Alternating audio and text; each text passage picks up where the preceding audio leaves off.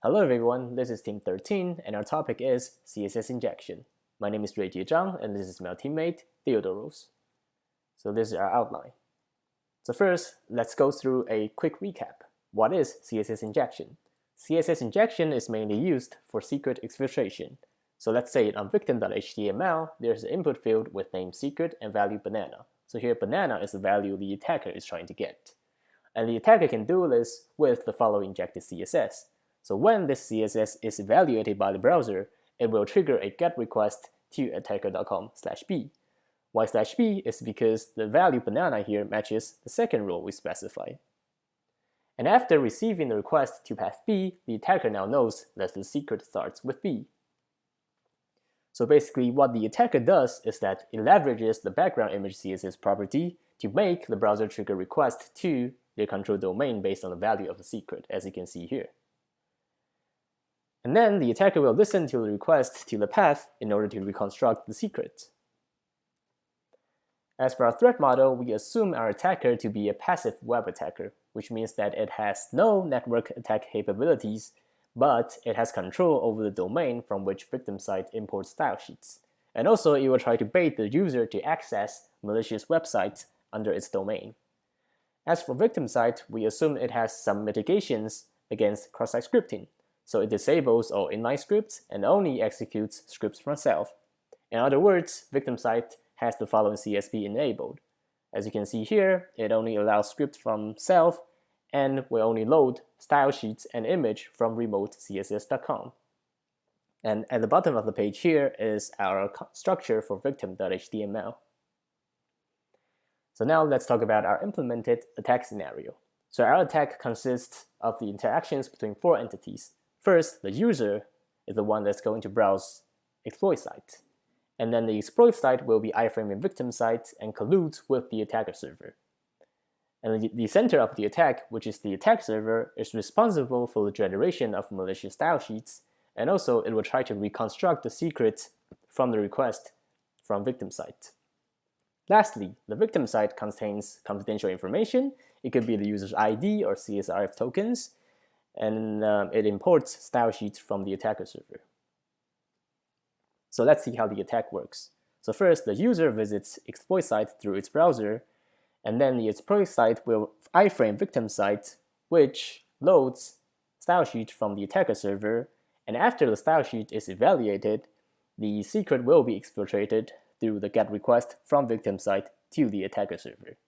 And after the attacker server receives the GET request, it will try to reconstruct the secret and generate the new style sheets in order to exfiltrate the next character in the secret. And then step 1 to 4 will be repeated to exfiltrate the entire secret. So from the previous attack scenario, we can see several limitations and mitigations.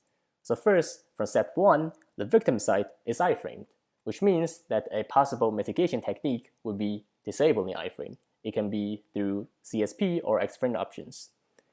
And secondly, as you can see here, since the exfiltration of the secret depends on the GET request from victim site to the attacker server, we can mitigate it by restricting allowed image source with CSP. So with the previous attack scenario and mitigation techniques, we tested our model on 3 different browsers. So for the vanilla cases, the attack was successful on all 3 browsers. As for the iframe disabled and image source restricted cases, the attack failed on all 3 browsers with similar error messages. And one funny thing is that on Firefox, even though iframe is disabled, framing victim site wouldn't actually cause an error. Instead, it would just receive an empty response with status 200 OK. So next, Theodoros will talk about proposed approaches. We will now dive into other approaches that we are going to implement and evaluate during the next phase of our project. First of all, we will investigate a proposed approach which can potentially exfiltrate the entire secret with one injection. It includes multiple import statements, one for each character of the secret, and leverage the browser behavior of re-evaluating style sheets when import targets respond.